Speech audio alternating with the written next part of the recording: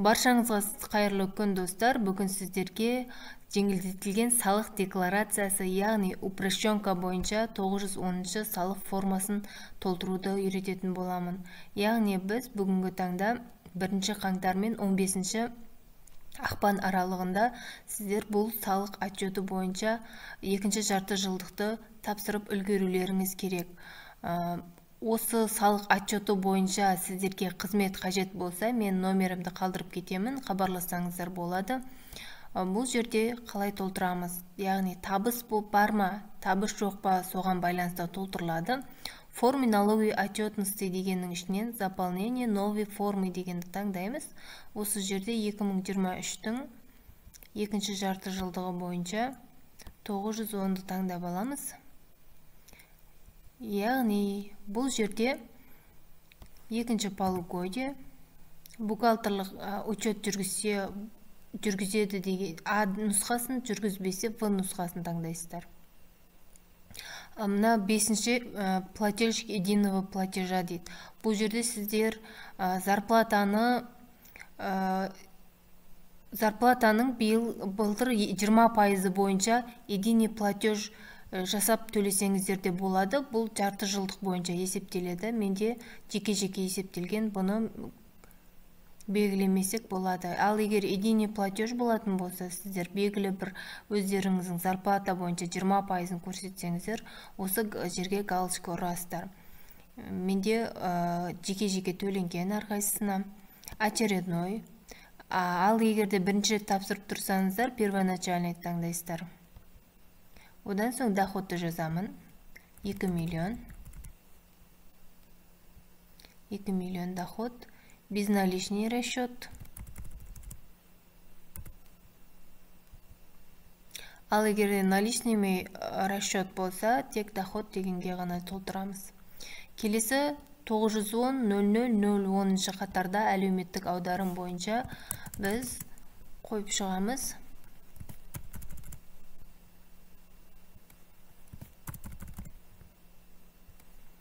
Минимальный зарплата 2023-те 70 мың болған, сол бойынша төленген бұл кісіде.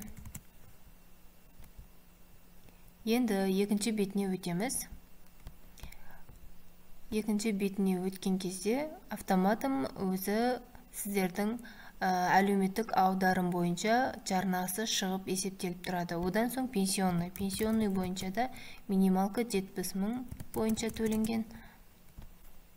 100 мың болса 100 мың деп жазасыздар. Зарплата қалай тағайындайсыздар, өздеріңіз ИП үшін болса. Мінеки 70 мың. Келесі бізде ОПВР деген биыл қосылды. Бұл ОПВР дегенді біз 0 қойып қоямыз. 2024-тен бастап бұл жерде сіздер 1,5% төлейтін боласыздар. Келесі медициналық аударым.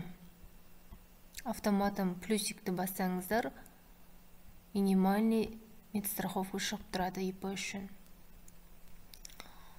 Мінеки толтырылды. Одан соң 4-ші бетке өтеміз. Ал егерде сіздерде жұмысшыларыңыз болса, сіздер 910-01 дегенді толтыратын боласыздар.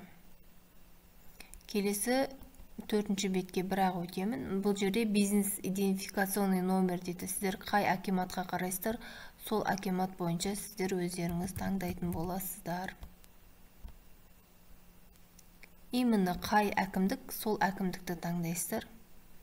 Мына жерге де дәл солай ИП бойынша салық орган және жергілікті жердегі тұрғыны бойынша салық орган таңдап толтырасыздар. Мінеки барлық заполнение бітті. Проверить заполнение. Обнаруженные ошибки деп шығып тұр. Мына жерде көреміз. Мінеки. Резидент Республики Казахстан. Бірінші бетте біз ұмытып кетіппіз. Қазақстан Республикасының азаматы болсаңыз, Резидент Республики Казахстан деген таңдайсыздар. А нұсқаны. Мінеки, проверить заполнение. Ошибок нет. Ошибок нет болған жағдайда отправить ОГД деп налоговый органға жіберетін боласыздар. Мен ақпаратым баршаңызға пайдалы болды деген ойдамын. Баршаңызға сәттілік. Менің каналыма тіркеліп отырыңыздар. Ұдайы пайдалы ақпараттармен бөлісемін. Барлығы тегін. Түсінбеген сұрақтарыңыз болса, комментарийге қалдырып кетсеңіздер болады. Сондай-ақ бизнес бойынша, кәсіпкерлік саласы бойынша, бизнес план бойынша көмек қажет болса, менің көмегіме жүгінсеңіздер болады. Барлығы заң аясында 7 жылдық тәжірибемен жасалады жұмыс. Сәттілік.